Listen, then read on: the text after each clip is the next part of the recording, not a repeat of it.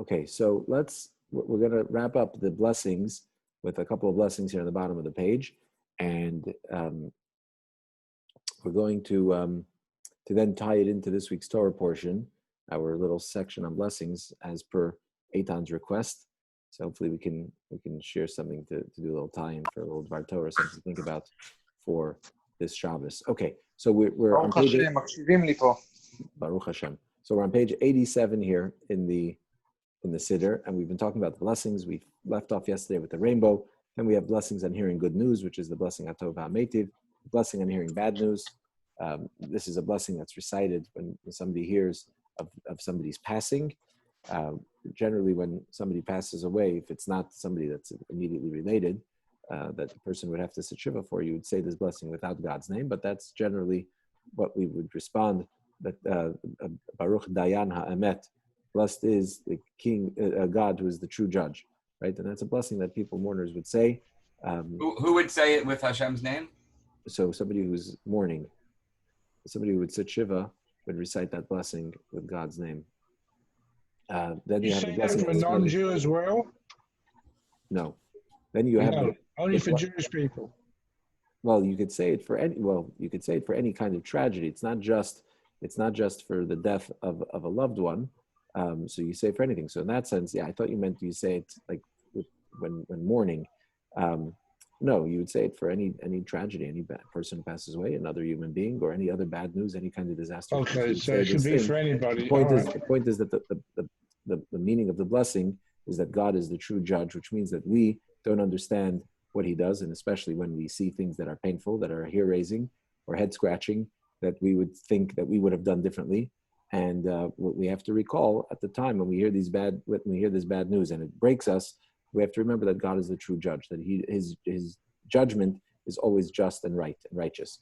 Then we have a blessing here on smelling fragrant spices. You're familiar with this blessing from Havdalah, but this is not just for a Saturday night Havdalah ceremony. This is any time you smell something. In other words, we're talking about deriving pleasure from something. You derive pleasure also from smell.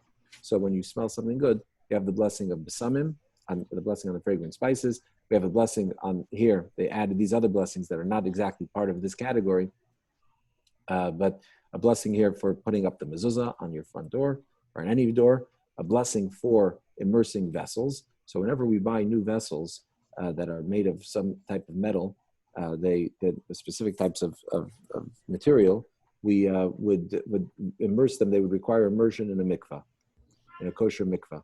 And microwave oven? I'm sorry? What about a microwave oven?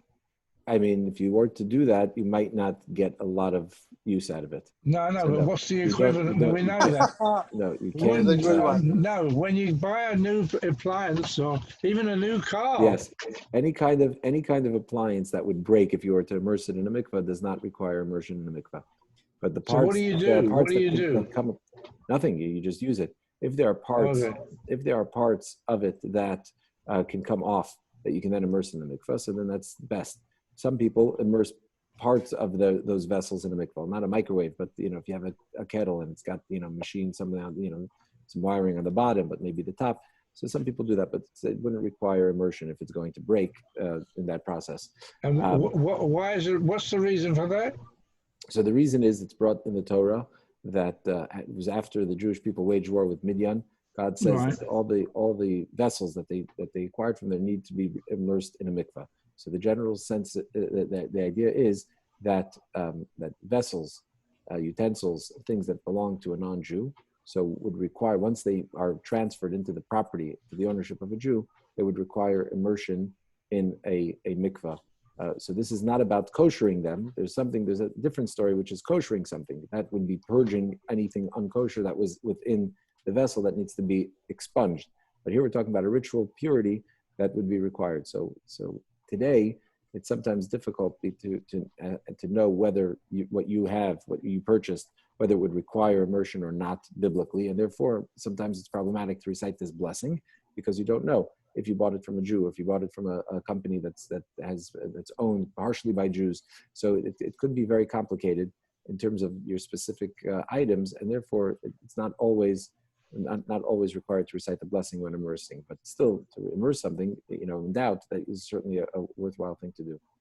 You couldn't buy a used appliance from a non-Jew. Well, that would be a kosher problem. So you'd have to know if it's something that you can kosherize. You know, it's interesting, Rabbi, if you look it doesn't matter on... if it's new or old. If it's an appliance that can't be immersed, it doesn't require immersion. But that used things would be a problem of knowing whether you can kosher it or not. That's a different issue. So kosherizing something and immersing it in the mikvah are two different things. They're not. Okay. I heard once that we don't really say the bracha because of the doubt. Yeah. Yeah, I mean, people have different customs, different practices. And by the way, if you look on Star-K versus OU versus CRC, they're all different opinions on whether this, with silicon. So they're all over the place. Correct. So there's certain ideas in the Torah. This law of immersing your vessels in the mikveh is in the Torah. It's actually a biblical commandment. It's clearly in the Torah, and it talks about metals. So it talks about metals. Those are the specific things. The question is other materials, whether they would require immersion in a mikveh as well or not.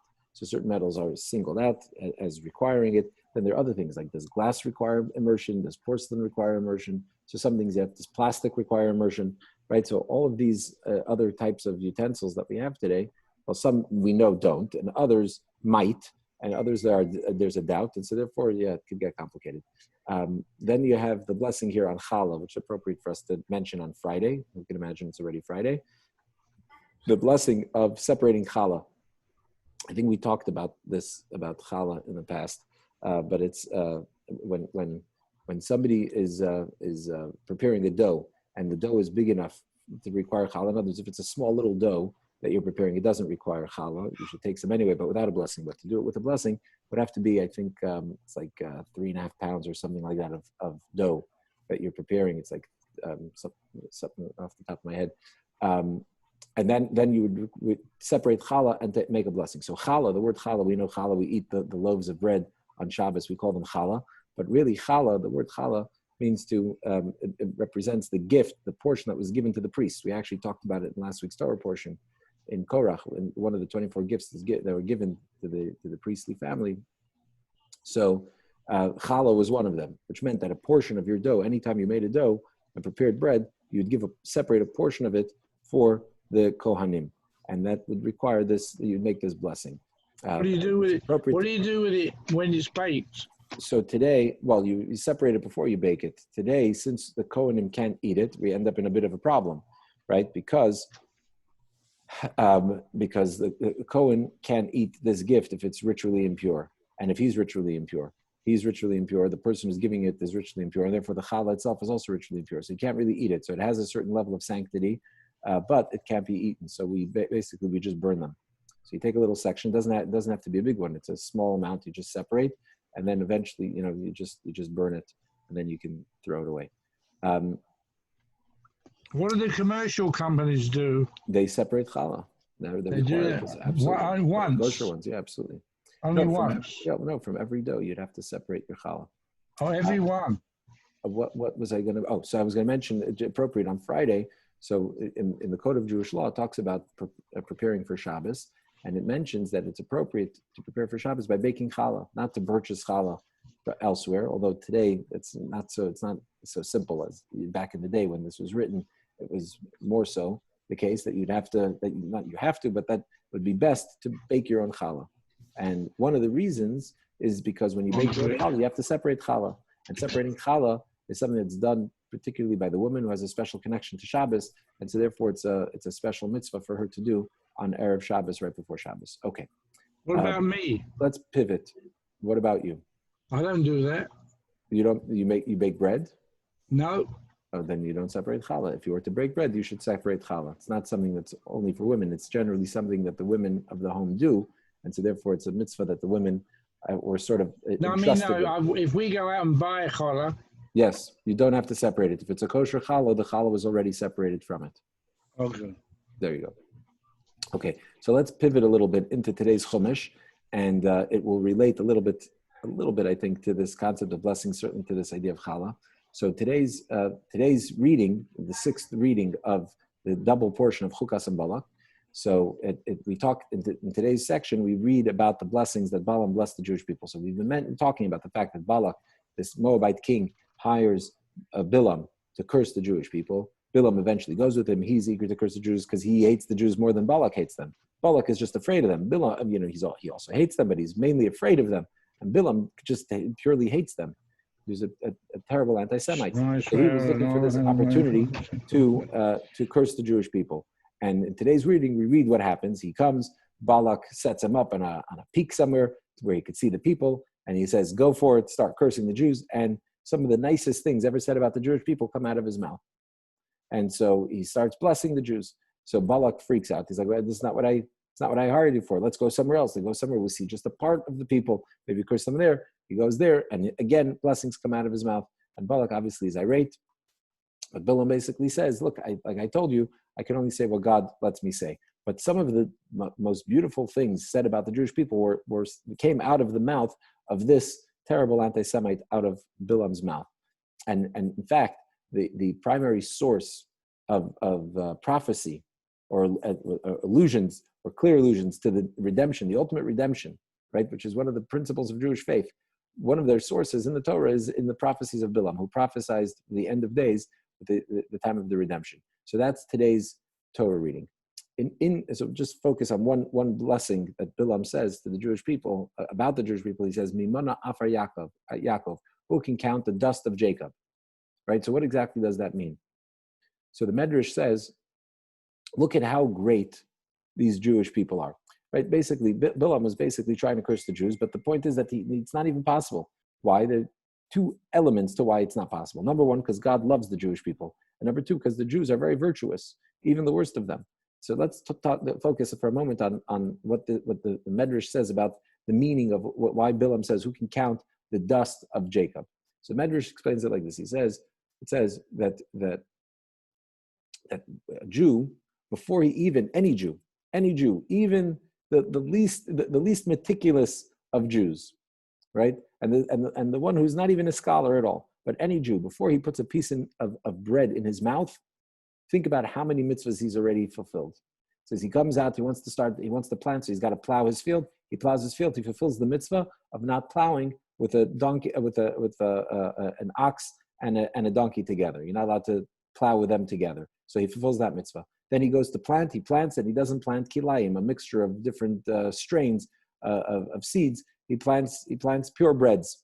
So that's already another mitzvah he fulfills. Then he goes to harvest his field. So when he goes to harvest, he does the mitzvah of leket, shikha, and peah. Leket, which is leaving the stalks that fall behind, shikha, the bundles that he leaves behind, and peah, which is a corner of the field that he has to leave. This is all forms of charity, things that you have to leave in the field for the poor. So that we're already at 5 mitzvahs, right? Then he goes to thresh the wheat kernels, so he fulfills the mitzvah of not to muzzle your ox when it's threshing. Then he goes to bring the food into his house, the grain and whatever it is and his bread, into his house. He fulfills the mitzvah of truma and of meiser, and the first meiser, the first tithe, and the second tithe. So we're already at 9. And then when he goes to finally bake his dough, he separates challah, he does the mitzvah of challah. So the Medrash lists 10 mitzvahs that any Jew would have, 10 in the steps of just before you even put a piece of bread in your mouth, 10 mitzvahs that a person already does just to bring that bread to his table. So we see that, and what type of mitzvahs are we talking about? Mitzvahs that are all done on the ground, all mitzvahs that relate to the earth. So we see how special and unique we are, and how great our relationship with God is, and that every step of the way, in every element of our life, even when we're talking about our basic needs, like eating bread, and even when we're talking about engaging with the material world in its lowest form, in working the ground, working the land, even there, we have so many mitzvahs, we have so many ways of connection with God. Another interpretation of this idea of Afar Yaakov, the dust of Jacob, is the dust, actually in the Targum, so the Aramaic translation of Onkelos, he translates Afar Yaakov, the dust of Jacob, as Adkaya de Yaakov, the youth, the young, the very young of Jacob, which means that what Bilam was saying was that, look at how can you count, how can you ascribe a value, any kind of a value to the Jewish people when they are Afar Yaakov, they're God's beloved little child. We know that you see in life, you have a little baby, people go baby crazy. Little babies, they don't do anything except, make you, they give you a hard time, right? They don't give you anything, and yet the love that you see from a parent to a little child, and really even non-relatives, a stranger sees a baby and they can end up cheering them up, because there's a certain love, particularly that a parent has for a little child, a child that doesn't deserve necessarily or earn that love, didn't do anything for it.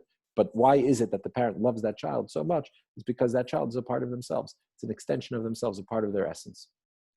That love is one that's always there, except that sometimes, not sometimes, always, what happens is the child grows up. As the child grows up, you don't see that love anymore. Now suddenly the child grows up, and now they're doing well in school, or they're graduating, they're getting careers, and whatever they're doing in life as they grow up, you start to value them and appreciate them for those contributions they make, right? So a person might be mistaken to think that a parent's love for a child, for an adult child, is dependent on what they do, right? On what they achieve, how they turned out. What about that little love, that beautiful love, that essential love that was there when the child was sitting in a stroller, and the child was in its crib, and the child was in its parents' arms? That love seems to have disappeared. But the truth is that love's always there. And that's what we say when Bilam says, Mi mana afar Yaakov, he's talking about that the Jewish people are always God's, as put in the words of the Baal Shem Tov, that every single Jew, no matter who he or she is like an only child born to elderly parents late in life. That's the love that those parents express to their child. That's the type of love that God has for all of us. So we all are God. We're all God's children, and children who God sees in that way, with that beautiful love. And why is this alluded to in this concept of Afar Yaakov, the dust of Jacob, the dust? Because the truth is that when we serve God, what we need to do is we need to endeavor to serve God in a way that is sophisticated, that's intelligent, that speaks to our sensibilities, to our values, to our morality. We need to be able to have a mature relationship with God. But at the same time, there's a part of our relationship that always is present, which is serving God like dust, serving God because he wants us to serve him, serving God, a connection with God that's not based on intellect and not based on understanding and not based on any of these values, but one that's simply based on the fact that we're God's children, and therefore we're a part of God. So why do I do a mitzvah? Because God wants me to do a mitzvah. There's no other reason necessary, right? That's why I do it. Why? Because he's my father and I'm his child. So that element of service has to always be present as well. And that's expressed in Afar Yaakov, the dust of Yaakov. When we are like the dust, meaning not sophisticated, not intelligent, not nuanced, but simply serve God because he wants to be. It's like you say about, there's an expression about somebody like the salt of the earth. You want to say somebody's like a real down to earth, right? Down to earth, real practical, but something that's not necessarily sophisticated, intelligent, and developed, but really deeply committed. And that expresses our connection with God as his young little children. Okay.